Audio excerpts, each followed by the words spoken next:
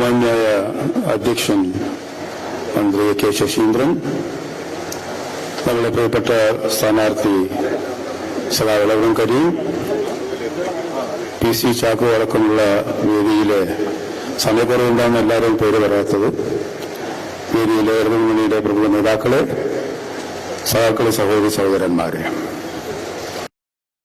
പ്രധാനപ്പെട്ട ഒരു തെരഞ്ഞെടുപ്പാണ് നമ്മൾ നേരിടുന്നത്.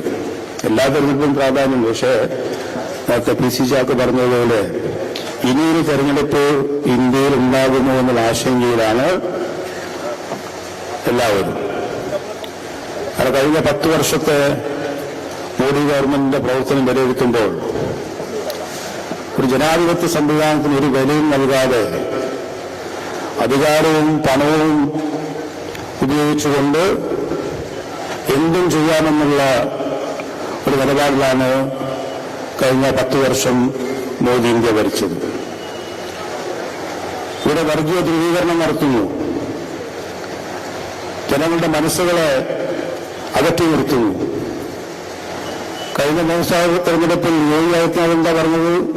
80% 20% തമ്മിലുള്ള പോരാട്ടമാണ്. ഒരു തെരഞ്ഞെടുപ്പിൽ ഒരു മുഖ്യമന്ത്രി പറയുകയാണ് ഇവിടുത്തെ തെരഞ്ഞെടുപ്പ് നടക്കുന്നത് 80% 20% തമ്മിലാണെന്ന്. ഫാസിസത്തിന് ഇതിന് കൂടുതൽ ഉദാഹരണം എന്താണ് വേണ്ടത്?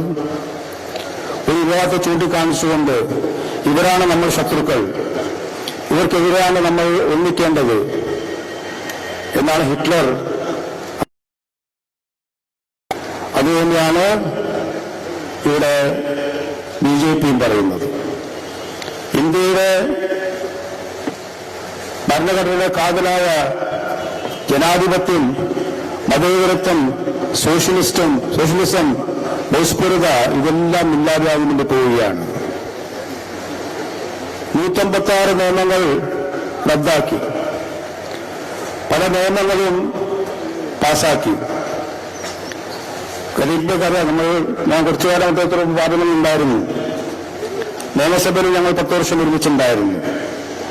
ഒരു നിയമനിർമ്മാണം നടത്തുമ്പോൾ സാധാരണഗതിയിൽ ആ നിയമം ഒരു സ്ക്രൂട്ടിനിക്ക് വിധേയമാക്കും. സബ്ജക്ട് കമ്മിറ്റിയോ സെലക്ട് കമ്മിറ്റിയോ അതൊന്ന് പരിശോധിക്കും, പൊതുജനങ്ങൾ അഭിപ്രായം തേടും. കഴിഞ്ഞ ഈ അമെന്റ്മെന്റ്സ് അത് സ്വീകരിക്കാൻ പറ്റുന്നതാണെങ്കിൽ സ്വീകരിക്കും. ഇവിടെ ഞങ്ങളെല്ലാം അമെന്റ്മെന്റ് എഴുതി കൊടുത്തിടത്ത് അമെന്റ് പോലും അവതരിപ്പിക്കാൻ നമുക്ക് അവസരം നൽകിയിട്ടില്ല. അതാണ് പാർലമെന്റ് ജനാധിപത്യം എത്തി നിൽക്കുന്നത്. ഇന്ത്യ വലിയ വികസന മുന്നേറ്റത്തിലാണ് നിൽക്കുന്നത്. ലോകത്തിലെ തന്നെ 3ാമത്തെ സാമ്പത്തിക ശക്തിയെ വളരാൻ വേണ്ടി പോവുകയാണ്. ഇന്ത്യയിലെ ജനങ്ങളുടെ ഭൂരിപക്ഷ വരുമാനം വളരെയധികം വർദ്ധിച്ചിരിക്കുന്നു. ഇങ്ങനെല്ലാം നിരവധിയായിട്ടുള്ള അവരുടെ ക്ലെയിം, അതിൻ്റെയൊക്കെ ഒരു യാഥാർത്ഥ്യം എന്താണ്? ഇന്ന് രാജ്യത്ത് ന്യൂനപക്ഷങ്ങൾ ആശങ്കയിലാണ്. പൗരത്വ നിയമം അടക്കമുള്ള കാര്യങ്ങൾ ഇവിടെ പാസാക്കുന്നു. കശ്മീരിന്റെ സംസ്ഥാന പദവി മാറ്റിയത് ഒരു ചർച്ചയും കൂടാതെയാണ്. രാജ്യസഭയിൽ ഒന്ന് അവതരിപ്പിച്ച് അതെല്ലാം പാസാക്കി പ്രത്യേക അമ്യൂണിറ്റിയുടെ വകുപ്പെടുത്ത് മാറ്റി. ഇങ്ങനെ എന്തെല്ലാം കാര്യങ്ങൾ. അപ്പോൾ ഓരോ നിയമനിർമ്മാണം നടത്തുമ്പോഴും പ്രതിപക്ഷത്തിന് അതിന് യാതൊരു റോളുമില്ല. ജനാധിപത്യത്തിന്റെ കടയ്ക്കൽ കത്തിവെക്കലാണ് അതിന്റെ അർത്ഥം. ജനപ്രതിനിധികളെ വിലക്കെടുത്തുകൊണ്ട് ഇവിടെ സംസ്ഥാന സർക്കാർ അട്ടിമറിക്കുന്നു. നിയമനിർമ്മാണം നിർമ്മിച്ചുകൊണ്ട് ഇലക്ട്രോൾ ബോണ്ട് നടപ്പിലാക്കി. അതിൽ 90% സംഖ്യ BJPക്കാണ് വന്നത്. ആ പണം ഉപയോഗിച്ചുകൊണ്ടാണ് 18 സംസ്ഥാന സർക്കാർ BJP ഭരിക്കുമ്പോൾ അത് 6-7 എണ്ണം BJP തെരഞ്ഞെടുത്ത സർക്കാരുകളല്ല. അവിടെ MLA-മാരെ ചാക്കിട്ട് പിടിച്ച് ഭരണം പിടിക്കുകയാണ്. വളർച്ചാ നിരക്ക് വളരെ മുമ്പിലാണ്. പ്രതിശീർഷ വരുമാനം കൂടിക്കൊണ്ടിരിക്കുന്നു. അതിന് യഥാർത്ഥ കണക്കെന്താ? ഹങ്കർ ഇൻഡെക്സ്, പട്ടിണിയുള്ള ആൾക്കാരുടെ എണ്ണം നോക്കിക്കഴിഞ്ഞാൽ 1990 ഇന്ത്യ 50ാം സ്ഥാനത്തായിരുന്നു ലോകത്തിൽ. ഇന്ന് 111ാം സ്ഥാനത്താണ്. വലിയ വികസനമാണ് ആ ഒരു മേഖലയിൽ നടന്നിട്ടുള്ളത്. 144 കോടി ജനസംഖ്യയുള്ള ഇന്ത്യയിൽ ഹ്യൂമൻ ഡെവലപ്മെന്റ് ഇൻഡെക്സ് 132ാമതായിട്ടാണ് ഇന്ത്യ നിൽക്കുന്നത്. ഇതാണ് വികസനം എന്ന് പറയുന്നത്. ഇവിടെ സമ്പത്തിന്റെ 80% കൈയടക്കി വെച്ചിട്ടുള്ളത് കേവലം 5% ആൾക്കാരാണ്. ആ 80%-ത്തിൽ അതിന്റെ 80% കൈയാളുന്ന കേവലം 2% ആൾക്കാരാണ്. ഇന്ത്യയുടെ സാമ്പത്തിക വളർച്ച എന്ന് പറയുന്നത് അത് കേവലം ചില സ്ഥാപനങ്ങളിൽ ഒതുങ്ങി നിൽക്കുന്ന ഒന്നാണ്. അത് ഇന്ത്യയിലെ 70% ജനങ്ങൾക്കും അതിന്റെ ഗുണം ലഭിച്ചിട്ടില്ല. അദാനിയുടെ സമ്പത്ത് എത്രയായിരുന്നു 2014? 1000 കോടി. ഇന്നെത്ര? 18 ലക്ഷം കോടി.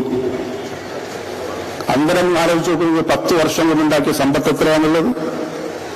ഈ ലോകത്തിലെ 10ാമത്തെ സമ്പന്നനാണ് അദാനി എന്ന് പറയുന്നത്. ഈ പ്രതിശീർഷ വരുമാനം കൂട്ടുന്ന അവരും കൂടി വരുമാനം കൂടി കൂട്ടിയിട്ടാണ്. അല്ലാതെ ഇന്ത്യയിലെ ശരാശരി ജനങ്ങളുടെ പ്രതിശീർഷ വരുമാനമല്ല ഈ പറയുന്നത്.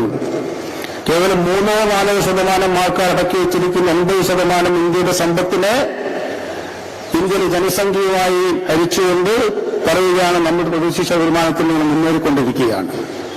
ഈ മുന്നേറ്റം എവിടെയാണ്? ആർക്കാണ് എന്റെ ഗുണമുണ്ടാകുന്നത്? ഈ കാര്യങ്ങൾ നിങ്ങളെ ചർച്ച ചെയ്യുന്നില്ല. കർഷകരുടെ സ്ഥിതി എന്താണ്? 10 വർഷം മുമ്പ് 74,000 രൂപ ശരാശരി കടമുണ്ടായിരുന്ന കർഷകന് ഇന്ന് അവന്റെ കടം 3.5 ലക്ഷം രൂപയാണ്. ഇപ്പൊ കർഷകരുടെ സ്ഥിതി എന്താണ്?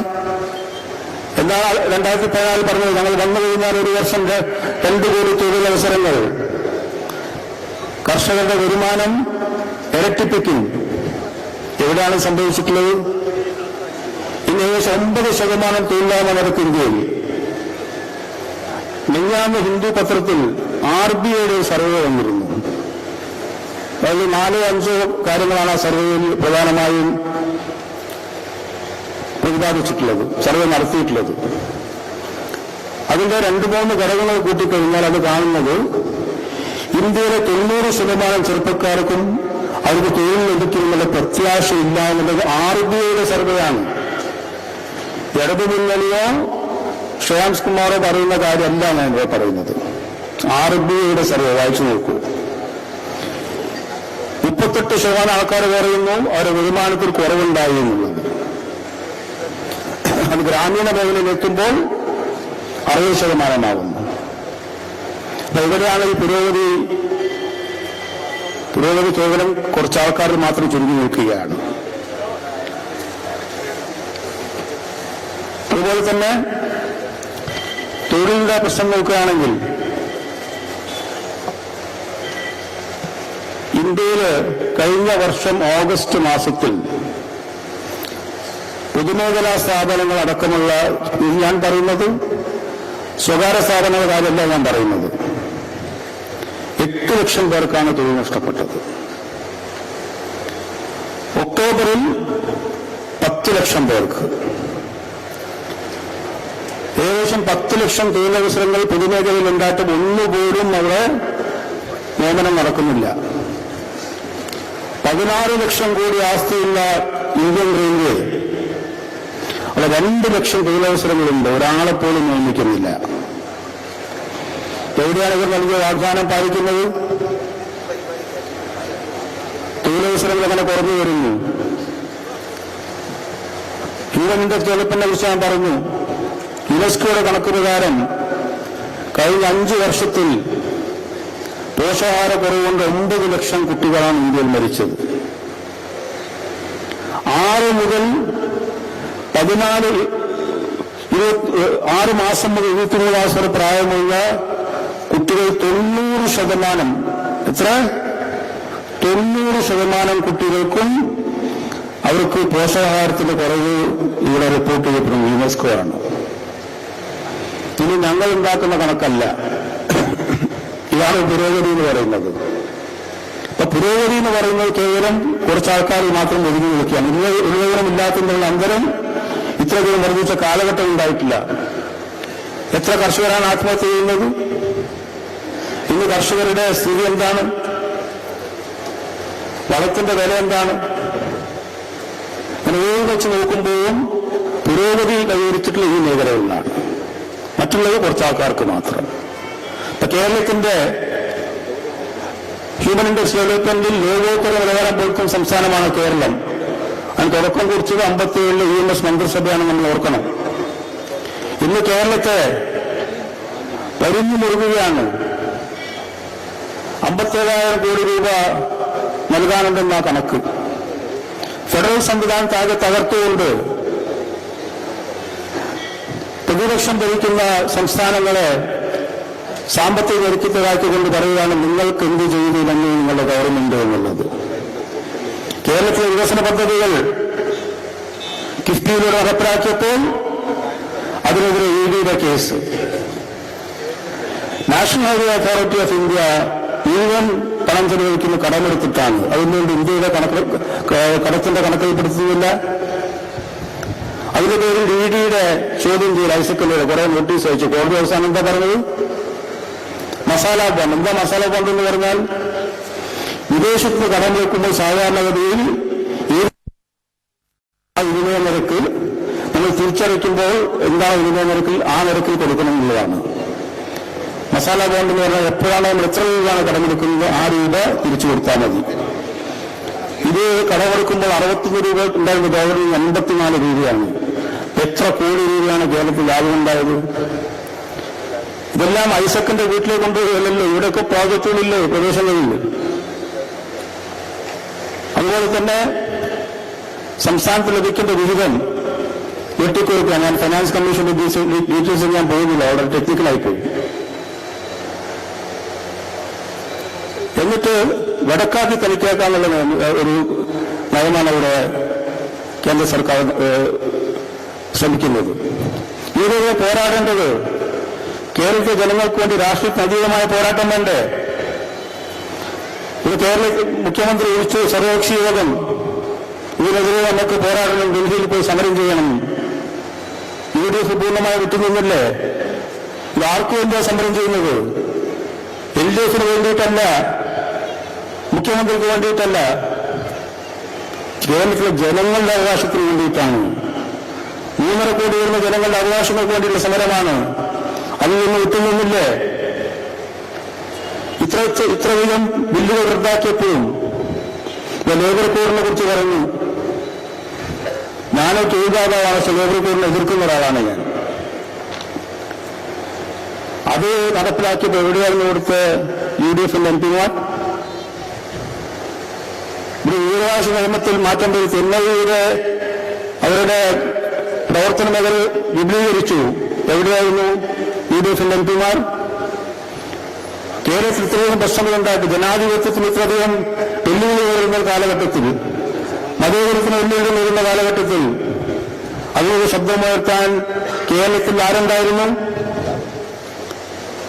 ഇവിടെ ചോദിക്കാൻ നിങ്ങളെല്ലാം ഇന്ത്യയുടെ ഭാഗമല്ലേ? പക്ഷെ അവിടെ പോകേണ്ടത് ഇങ്ങനെയുള്ള പരിണാമങ്ങൾ വരുമ്പോൾ, ഇന്ത്യയിലെ ജനാധിപത്യ വ്യവസ്ഥയ്ക്ക് ഭീഷണി വരുമ്പോൾ അതിനെതിരെ പോരാടാൻ ധൈര്യമുള്ള നേതാക്കളെ തെരഞ്ഞെടുത്തയക്കണമെന്നത്. അതുകൊണ്ടാണ് ഇടതുപക്ഷ മുന്നണി 20 സീറ്റുകളും കേരളത്തിൽ ജയിക്കണമെന്ന് നമ്മൾ പറയുന്നത്. അവിടെ UDFന് പോയാൽ അവരുടെ നാവ് പൊങ്ങില്ല. അതിന് പല കാരണങ്ങളും. നേരത്തെ PC ചാക്ക പറഞ്ഞ റിക്രൂട്ട്മെന്റ് ഏജൻസിയാണ് ഇപ്പോൾ കോൺഗ്രസ് എന്ന് പറയുന്നത്. EDയുടെ കാര്യം എടുക്കുക. 120 കേസുകൾ ഫയൽ ചെയ്തതിൽ ബാക്കിയുള്ള കേസുകൾ 95 പ്രതിപക്ഷത്തിനെതിരാണ്. ബാക്കി പിൻവലിച്ച് ആരൊക്കെയ? എല്ലാം BJPയിലേക്ക് ചേർന്ന നേതാക്കൾ. ഹിമന്ത ബിശ്വ ശർമ്മ, സുരേന്ദ്രകാർ നമ്മളോടൊപ്പം രാജ്യസഭയിൽ ഉണ്ടായിരുന്നില്ല. അദ്ദേഹം നാടകീയമായിട്ട് രാജിവെച്ചു പോയത്. അദ്ദേഹം വെസ്റ്റ് ബംഗാളിൽ BJPയുടെ പ്രതിപക്ഷ നേതാവാണ്. അജിത് പവാർ, അശോക് ചവാൻ, ഷിൻഡെ, ഈ ലിസ്റ്റിങ്ങനെ നീളുന്ന അവർക്കെതിരെല്ലാം ED അന്വേഷണം മരവിപ്പിച്ചു. ഇന്ന് ഏജൻസികൾ ഉപയോഗിച്ചുകൊണ്ട് പ്രതിപക്ഷത്തില്ലായ്മ ചെയ്യാനാണ് അവിടെ ശ്രമിക്കുന്നത്. അതിനെതിരെ പോരാട്ടം കൂടി ആയിരിക്കും നമ്മൾ. അതിന് ശക്തമായി അവിടെ വാദിക്കാൻ ഇടതുപക്ഷത്തെ ചുണക്കുട്ടികൾ ആ പാർലമെന്റിൽ വേണം. നമ്മൾ ജനാധിപത്യ സംവിധാനത്തെ സംരക്ഷിക്കാൻ അതിനെതിരെ പോരാടാൻ മടിയിൽ കനല്ലാത്തവർ വേണം അവിടെ. ഇനി കേരളത്തിൽ വന്ന പ്രധാനമന്ത്രി അദ്ദേഹം ഇവിടെ 5-6 തവണ വന്നു, മണിപ്പൂർ പോയിട്ടില്ല. അവിടെ കലാപം നടന്ന് ആയിരക്കണക്കിന് ആൾക്കാർ കൊല്ലപ്പെട്ടിട്ട് അവിടെ പോയിട്ടില്ല. അതവിടെ നടക്കട്ടെ, അതിന്റെ രാഷ്ട്രീയ ലാഭം എന്താണെന്ന് നോക്കുകയാണ്. ഇവിടെ ഇടി പ്രധാനമന്ത്രി 2 തവണ എന്ന് പറഞ്ഞു, ഭീഷണിപ്പെടുത്തി. ആരെ ഭീഷണിപ്പെടുത്തുന്നത്? സഖാ പിണറായി വിജയനാണ്. നല്ല രസം. അങ്ങനെ ഭീഷണിക്ക് മുമ്പിൽ വഴങ്ങുകയാണെങ്കിൽ അദ്ദേഹം എന്നോ രാഷ്ട്രീയം വിട്ടു പോകേണ്ടതാണ്. ഒരു ഭീഷണിക്ക് മുമ്പിൽ വഴങ്ങാതെ തന്റെ കേരളത്തിന് വേണ്ടി പൊരുതുന്ന ഒരു നേതാവിന് അങ്ങനെ നിങ്ങളുടെ ഭീഷണി കൊണ്ട് വരുതിക്ക് വരുത്താമെന്നുള്ള ധാരണ ഉണ്ടെങ്കിൽ അത് BJPയുടെ പാർട്ടി ഓഫീസിൽ വെച്ചാൽ മതി. അത് ഇവിടെ നടക്കില്ല, ജനങ്ങൾ അതിന് സമ്മതിക്കില്ല. അങ്ങനെ ഭീഷണിപ്പെടുത്തി നിങ്ങൾ കോൺഗ്രസ് നേതാക്കളെ വെറുതിയിലാക്കാൻ സാധിക്കും. ഇടതുപക്ഷത്ത് ഒരാളെപ്പോലും അതിന് സാധിക്കില്ല. അതുകൊണ്ടാണ് പറയുന്നത്, ഈ തെരഞ്ഞെടുപ്പിൽ ഇടതുപക്ഷം ഇവിടെ വിജയിക്കണം. ഞാൻ അവസാനിപ്പിക്കുകയാണ്. 10 വർഷം നിയമസഭയിൽ ഞാൻ കരീം കെ റോക്കുണ്ടായിരുന്നു. 5 വർഷം അദ്ദേഹം മന്ത്രിയായിരുന്നു. അത് ഞാൻ പെട്ടെന്നൊന്ന് അന്താളിച്ചൊരു തൊഴിലാളി നേതാവ് എങ്ങനെയാ വ്യവസായ മന്ത്രിയാവുക എന്നുള്ളത്, അതൊരു വൈരുദ്ധ്യം ഉണ്ടല്ലോ. പിന്നീട് മനസ്സിലായത് ഏറ്റവും പ്രായോഗികമായി ചിന്തിക്കുന്നതും എങ്ങനെയാണ് ഈ 2 മേഖലയും ഒരുമിച്ച് കൊണ്ടുപോയി വ്യവസായത്തെ വളർത്തേണ്ടതെന്നും അദ്ദേഹത്തിന്റെ കാലഘട്ടത്തിൽ 35ഓളം പൊതുമേഖലാ സ്ഥാപനം ലാഭത്തിലാക്കിയതും അതുപോലെ നിരവധി പുതിയ പുതിയ സംരംഭങ്ങൾ തുടങ്ങിയതെല്ലാം തന്നെ ഞാൻ ഓർക്കുകയാണ്. അതൊക്കെ നിൽക്കട്ടെ, അത് അസംബ്ലി, പാർലമെന്റിൽ, രാജ്യസഭയിൽ ഏറ്റവും ബഹുമാനിക്കപ്പെടുന്ന ഒരു നേതാവാണ് ഇളവൻ കരീം. എന്തുകൊണ്ടാ? അദ്ദേഹത്തിന്റെ പ്രസംഗങ്ങൾ നിങ്ങളൊന്ന് രാജ്യസഭയുടെ സൈറ്റിലോ യൂട്യൂബിലോ പോയി നിങ്ങളൊന്ന് കേട്ടു നോക്കൂ. ലളിതമായ ഭാഷയിൽ കൃത്യമായ കാര്യങ്ങൾ പഠിച്ചവിടെ അവതരിപ്പിക്കുന്ന വളരെ ചുരുക്കം നേതാക്കൾപ്പെട്ട ഒരാളാണ് സഖാവ് ഇളവരം കരീം. അത് ദൃക്സാക്ഷിയാണ് ഞാൻ. അദ്ദേഹത്തിന് പാർട്ടിക്ക് അനുവദിച്ചതിനേക്കാൾ സമയം കൂടുതലും മിക്കവാറും അന്ന് വെങ്കയ്യ നായിഡു കൊടുക്കുമായിരുന്നു. എന്തുകൊണ്ടാ? അദ്ദേഹം കാര്യങ്ങൾ അവിടെ കൃത്യമായി പറയും. അങ്ങനെ ഒരാളല്ലേ നമുക്ക് വേണ്ടത്. സെൻട്രൽ ഹാളിൽ ഇരുന്ന് ഗുലാബ് ജാമുനും ചായയും കുടിച്ചു കഴിഞ്ഞാൽ പാർലമെന്റ് പ്രവർത്തനമാവുമോ? ഇപ്പൊ സെൻട്രൽ ഹാൾ ഇല്ല. നമ്മൾ തിരഞ്ഞെടുത്ത ആൾക്കാരുടെ ഏത് പ്രസംഗമാണ് നിങ്ങൾ കേട്ടിട്ടുള്ളത്? ഒരു സ്പെഷ്യൽ മെൻഷനോ സബ്മിഷനോ ഉണ്ടാവാതിരിക്കാം. ഒരു ചർച്ചയിൽ, പൊതു ചർച്ചയിൽ എത്ര പങ്കെടുത്തിട്ടുണ്ട്? നിയമനിർമ്മാണത്തിൽ എത്ര പങ്കാളികളായിട്ടുണ്ട്? ഇതെല്ലാം പഠിക്കേണ്ട കാര്യമല്ലേ? അങ്ങനെ നമ്മൾ നേരത്തെ പറഞ്ഞ പോലെ ഇന്ത്യയിലെ ജനാധിപത്യ മതേതര ബഹുസ്വരത സംരക്ഷിക്കാൻ വേണ്ടിയിട്ടുള്ള പോരാട്ടത്തിൽ ഇടതുമുന്നണിയുടെ ശക്തമായ സാന്നിധ്യം പാർലമെന്റിൽ ഇന്ന് അനിവാര്യമാണ്. അതുകൊണ്ടാണ് ഇടതുമുന്നണിയെ നമ്മൾ വിജയിപ്പിക്കേണ്ടത്. കേരളത്തില് കഴിഞ്ഞ 8 വർഷമായി നടന്നു വരുന്ന വികസന പ്രവർത്തനങ്ങൾ, ക്ഷേമ പ്രവർത്തനങ്ങൾ ഇത്രയധികം ബുദ്ധിമുട്ടിച്ചിട്ടും ഇത്രയധികം പുരോഗതി കൈവരിച്ച ഒരു കാലഘട്ടം കേരളത്തിൽ ഉണ്ടായിട്ടില്ല എല്ലാ മേഖലയിലും. അതിലേക്ക് ഞാൻ കടക്കുന്നില്ല. അതുകൊണ്ട് നമ്മൾ വിനീതമായി അഭ്യർത്ഥിക്കുകയാണ്, സഖാവ് കരീമിന് അദ്ദേഹത്തിന്റെ തെരഞ്ഞെടുപ്പ് ചിഹ്നമായ ചുറ്റുകരിവാൾ നക്ഷത്രത്തിൽ വോട്ട് രേഖപ്പെടുത്തി വമ്പിച്ച ഭൂരിപക്ഷം വിജയിപ്പിച്ച് നമ്മളുടെ ശബ്ദമായി കേരളത്തിലെ ജനങ്ങളുടെ സംരക്ഷണത്തിനായി, ജനാധിപത്യത്തിനെ സംരക്ഷിക്കാൻ വേണ്ടി അദ്ദേഹം ഇന്ത്യൻ പാർലമെന്റ് ഉണ്ടാവുമെന്ന് എനിക്ക് ഉറപ്പുണ്ട്. നിങ്ങൾ രാജ്യസഭയുടെ കാലാവധി തീരുന്നതിന് മുമ്പേ ലോക്സഭയിൽ സത്യപ്രതിജ്ഞ ചെയ്ത് നിങ്ങൾ MP ആവുന്നത് കാണാൻ വേണ്ടി ആഗ്രഹിക്കില്ല. അതിൽ ആ ദിവസം കാത്തു നിൽക്കുകയാണ് ഞാനെന്ന് പറഞ്ഞുകൊണ്ട് വാക്കുകൾ ഉപസംഹരിക്കുന്നു. നമസ്കാരം.